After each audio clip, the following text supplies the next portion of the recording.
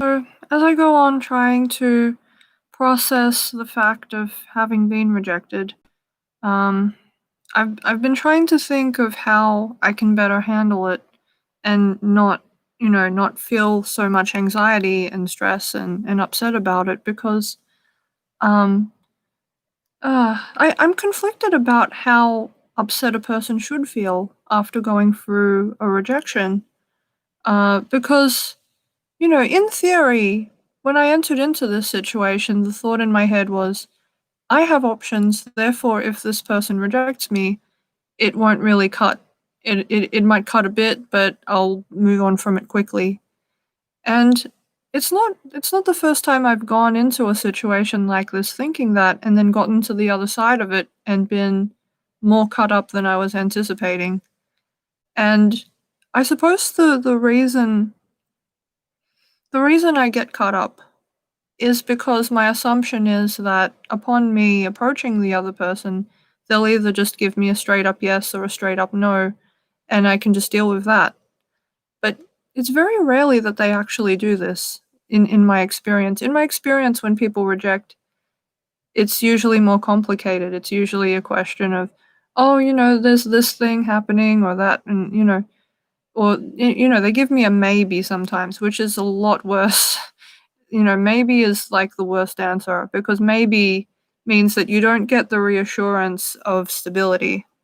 And maybe that's why I struggle with it so hard. What I crave more than anything, I think, is stability. It's a sense, not just materialistically, but I mean emotionally. I just want a sense of equilibrium. And yeah, unexpected outcomes, and particularly outcomes that are ambiguous, produce ambiguity. They mean that you can't obtain certainty, and you end up having to wait for it. And yeah. So maybe that's what I need to work on. Maybe I personally need to get better at learning to accept ambiguity if I want to be better at handling these sorts of situations. Um, and people might counter argue, well, maybe they were saying maybe, to try to let you down easy.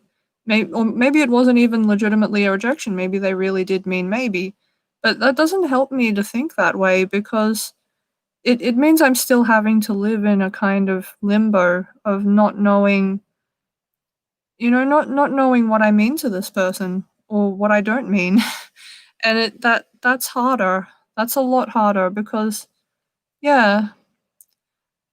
And I think the reasons I have for finding it so much harder than I think maybe other people might is that I come into these situations with already very looming large abandonment issues. I have such deep rooted fears of abandonment that I'm even in denial of those feelings to some not always, but I spend a lot of my time in denial of those feelings because I don't know how to face them, if I'm honest with myself. And that is a part of myself that I do need to work on. Because I think it is causing me to behave in ways and to respond to people in ways that aren't helpful. Uh, you know, like I think I told that story of how I ended up meeting a friend who like me struggles to feel secure about where they stand with people. And as a consequence, when he would approach me with questions and ideas and messages, he would be very apologetic at the start, like excessively so.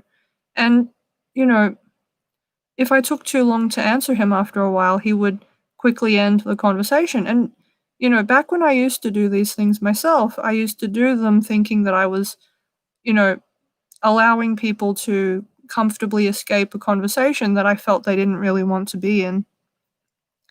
But having been on the other side of it, having somebody jump out like that when you just needed a bit more time, it doesn't feel like relief. It actually feels not antagonistic. Like it's not as if they're being deliberately unkind. I know that. It's more like I just sort of feel, you know what I mean? It's like being at a restaurant and sitting down to eat the food, and just because you're taking a long time to eat it, the staff in the restaurant, rush out and, take the meal away from you before you're done with it. It was that sort of feeling. And I sort of feel bad if that's the feeling that I've been leaving people with all this time, and I feel kind of bad if that's the feeling that I'm leaving this friend who has rejected me, with right now. But no, the higher priority I think I really need to take right now is to focus on self-care. I feel like I need to focus myself on just processing the rejection before I try to do anything for anyone else, because in the past, I've tried to do the thing of being ultra altruistic and trying to just act like nothing happened, and it just makes me more caught up and more hurt, and it makes it harder for me to detach enough for me to move on. And so I do need to take this space, and I have explained this to them. It's not as if I just leapt out without explanation. Um, which is, I realize it must seem ironic given that I was so afraid of losing them as a friend, and now I'm gambling with it by running away. But that's the thing. I've spent so much of my life in these situations with people where I've felt very optional, and I don't want to feel optional anymore. Like at least not to everyone. I want to spend some time with people who make me feel mandatory, who make me feel like I matter. And, it's not a narcissistic feeling either because my main reason for feeling this way is that I've spent a lot of time trying to reach out to people and connect and feeling like I'm just getting knocked back. And I think it's very hard for a person to continue on in that state without relief, without being negatively psychologically affected. I think it's to be expected that you would find that very hard and very hurtful. And it's not even reality, there ordinarily you would have a mixture of people in your life, some of whom will be kind and considerate and some of whom will be less emotionally enlightened. And you wouldn't just keep hanging around with the people who hurt you. You would spend time with all kinds of people, some of whom will be more considerate. And, you know, I feel like in saying all of this, I'm being very judgmental and implying that the friend who rejected me is just unfriendly and just malicious. And I don't, if I ask my gut what I really think is going on in his head, I don't actually believe that he's malicious. I think that it really is just that, he wasn't that into me. And it doesn't feel good to admit that because I spent a long time thinking that he and I could have been a thing. And of course, if you spend a year with a crush on somebody and then they reject you, that hurts a lot more than if you just met them and then they rejected you. Like, it'd be weird if I wasn't more hurt by this situation than by a situation where, uh, you know, I hadn't I had just met him and then he rejected me. Like if I had just met him and then he had rejected me like this, without any of the prior things that had gone on between him and me, then, my reaction would be disproportionate. It would be utterly disproportionate. So I wonder if maybe my reason for arguing with the way I feel right now is that I'm expecting myself to function as though I had never seen him before, when the truth is that I had seen him before multiple times, and that's the problem. I had known him for a year, I'd had a crush on him for about a year, and yeah, I really wanted to, yeah, to see something happen there. But I didn't want to admit it to myself. Um, hmm, I uh admittedly, I wasn't completely honest with him, if I really think about it. Um, there was an extent to which I was even pretending to myself, I think, to be more apathetic about it all than I really was, just in this effort to be really cool and to not put pressure on him or myself to make more happen than ought to. Uh, but as it is, I've said to myself that I have observed him, and I had good reason to question, you know, yeah, to question whether or not he and I would match, precisely because I knew that he had this ongoing habit of sort of leaving me hanging as far as messages were concerned, and that's I think that's another reason why it's hitting so hard. It's hitting so hard because I spent a long time trying to persuade myself that his reasons for not contacting me much were purely down to him being, you know, being that sort of person. And then to find out that he'd been contacting a woman just fine this whole time, that's really hurtful. Like, of course that's really hurtful, and of course that's really insulting. Um, and what's worse is even upon being confronted, he tried to continue the narrative of, "Well, no, I'm just bad at talking." Like, if you're that bad at talking, how are you forming a relationship with another woman? That it doesn't logically go together. But yeah, um, like thinking that though, like as I dwell upon that thought, it doesn't help me. It doesn't help me because it re-emphasizes the idea that people don't really like me or don't really care about me. When I have very good reasons at this point for thinking the opposite. That um, I've had multiple instances in my life now that have shown me that sometimes people can outwardly look as though they don't care when actually they do.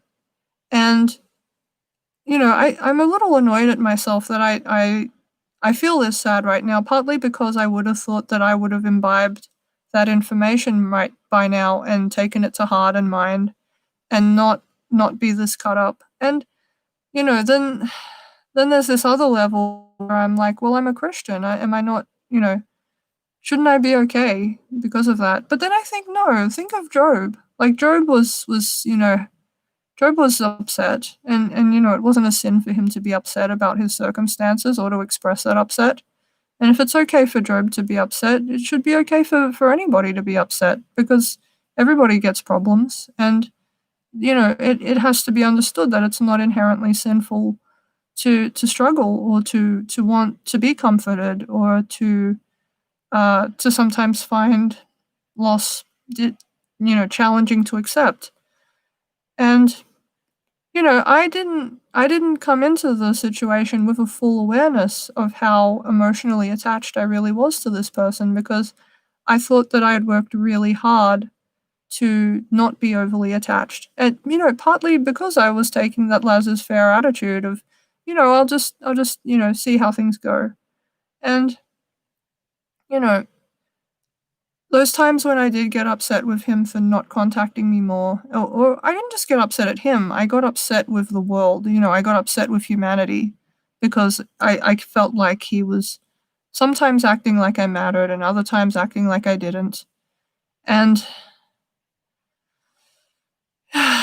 I mean, there is an extent to which I still feel like I'm being unreasonable because, of course, he's a student. Like, students naturally have a lot of coursework to take care of, and, the fact of COVID doesn't change that. It's in some ways, it makes it worse. And so, I shouldn't be so critical, but at the same time, it remains to be the case that instead of replying to me, he went off and just found a different woman and never even really gave me a chance. Well, no, that's not true. That's not the whole truth, and I know it. There were times when he sort of did talk to me, and I just maybe I didn't respond the right way. I don't know. Like, but that's the thing. This ruminating I'm doing, like, I'm on the fence about it because it can be argued that by thinking like this, I'm processing what happened, and therefore I stand a better chance of recovery in the long term, even though it's making me feel terrible right now. But on the other hand, ruminating on a problem doesn't actually solve it. Like, no matter how much I dwell upon what happened, it's not going to change the fact that he found this other woman preferable to me. It'll still be the truth, and it but, framing it that way, saying that to myself over and over again, yes, it's going to force me to accept it as a reality, but I wonder if, the reason I'm having such a tough time with it is because I still struggle to feel as though I could be wanted. And saying it to myself over and over again, oh, he doesn't like you, he doesn't like you, he doesn't like you. Saying that over and over instead of doing positive affirmations like, it'll be okay. There's plenty more fish in the sea. You don't need him. That there are other people who care about you. Telling myself positive statements that would be more helpful rather than to keep rubbing myself with this feeling of not being cared about. I feel like it would be better if I tried to focus on the positive affirmations for a while. Maybe that's what I should do. Just because it is a helpful strategy for me where each time I'm feeling feelings of sadness and hurt, instead of just remaining in those feelings, I go ahead and I try to repeat some positive affirmations to myself, and it does help. It does make me feel better, and it does retrain my brain to think in a more positive way. And I do want to do that. I feel like that's almost more important than anything else right now to try to find some way of staying connected to my sense of joy and positivity, even though I do still need to process what's going on here. And if I think about why there's such a sense of dread, it's because I have this fear, I guess, that this feeling will last forever, that it'll never go away, which isn't even true. Like, I can remember plenty of times in my life where I got rejected by guys and I got over it. It sometimes took longer than I hoped or expected, but it still happened. And, if it happened back then, I should think that it can happen now. So I shouldn't feel so harassed and harangued by these feelings. I should just yeah. The lingering fear I have is having last year happen all over again. That's the real thing that's getting to me right now. Like, I really, really don't want to end up there again. And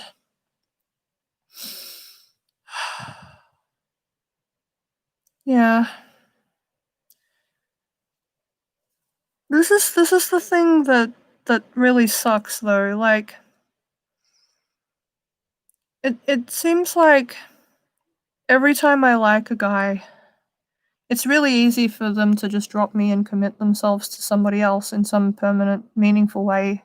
But when does that happen for me? Like, what guy is dropping other women for me to form some sort of meaningful life with me? No, no, that way of thinking isn't helpful. It isn't helpful, firstly, because I know it's not the truth. There are times when, like I said, I've been in love triangles and won. I've lost in love triangles and I've also won in love triangles. It has happened both ways for me. And admittedly, in my experience, both is bad. Like, even if you win in a love triangle, it still means that you ultimately ended up with a guy who was willing to play two women off against each other. And, admittedly, it's not always done with direct and nefarious intent. Like, in some cases, it can just be happenstance, like this instance right now. I don't think he intentionally planned this out for me to become attracted to him and then for him to turn out to be with somebody else. I think that he, uh, you know, it was just coincidence. I mean, it seems. No, it isn't just coincidence if I ask myself, because part of what motivated me to reach out to him was the sensation that he was slipping away and I didn't know why. And he wasn't, I guess it just, yeah, it kind of blindsided me. It was not what I was expecting. And yeah, it was all unexpected. And maybe that's part of it. Maybe I need to get better at accepting the possibility that these situations will have unpredictable outcomes. And also, but also there is this other level where just for me, there is this assumption I have where if you know, like if I was in a relationship and then I found out that this other woman was trying to steal my boyfriend, there would be a tendency on my part to feel slighted and to assume that the boyfriend probably wanted to leave me for her. But then if I was the other woman where I ended up accidentally forming feelings for a guy who was involved with somebody else like this situation, there'd be this tendency for me to by default assume that he's always going to be loyal to the other woman. So, what I'm realizing is that I have this bias to assume that men will always love other women more than they love me, which isn't a reasonable assumption. And if I didn't think this, I probably wouldn't be finding this situation even remotely as distressing. So, yeah, maybe that's what I should focus my positive affirmations on and, to try to unlearn that assumption. Because it's not helpful for me to by default assume that all men just want to leave me to be with other women. Like, it's not helpful to think it, and it's not even going to work out to be true over the long run, I'm pretty sure, and I've seen enough in my life to know that that's not the whole truth because I've seen guys who I was with and even after they went on to form relationships with other women, they were still uncomfortable with me. Like, yeah, so it what that demonstrates is that they still yeah, that I s just because there is another woman, it doesn't mean that I'm somehow without value. Like, that's the deeper problem. There is this cultural dynamic that somehow says that if you lose your partner to somebody else, it's somehow a statement on your worth, and it's not. It's none of these things are really. You can't judge a person's worth by whether or not they can maintain relationships or whether, human worth, as I said before, it has to be objective because if it's not objective, you can somehow decide that people who are married are somehow less murderable than people who aren't, and nonsense like that. It's the same sort of nonsense that justified justified World War II. Really, you can't. You know, either people are equal or they're not. And if everyone is equal, then single people are equal to people in relationships, and rejected people are equal to accepted people. That has to be the case, and that is what I believe in. So, and there is this part of me that sort of goes, "Oh, but what about the people who don't agree with me? Aren't they going to make fun of me?" Well, so what if they make fun of me? Why do I need to prove myself to anybody else? You know, um, worst case scenario, this guy who has just rejected me just really is just thinking I'm the worst and totally disgusted with me and thinks I'm worthless. Well, so what if he thinks this? So what if he thinks this? So what if somebody doesn't like you? There are people who will like you. Just worry about the people who like you. Don't worry about the people who don't. And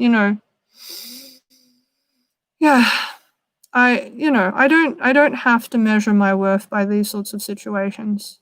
I'm not obligated to. And yeah, if I get better at training myself to feel this way, I'm sure that I won't find these sorts of situations quite so distressing. Not even close.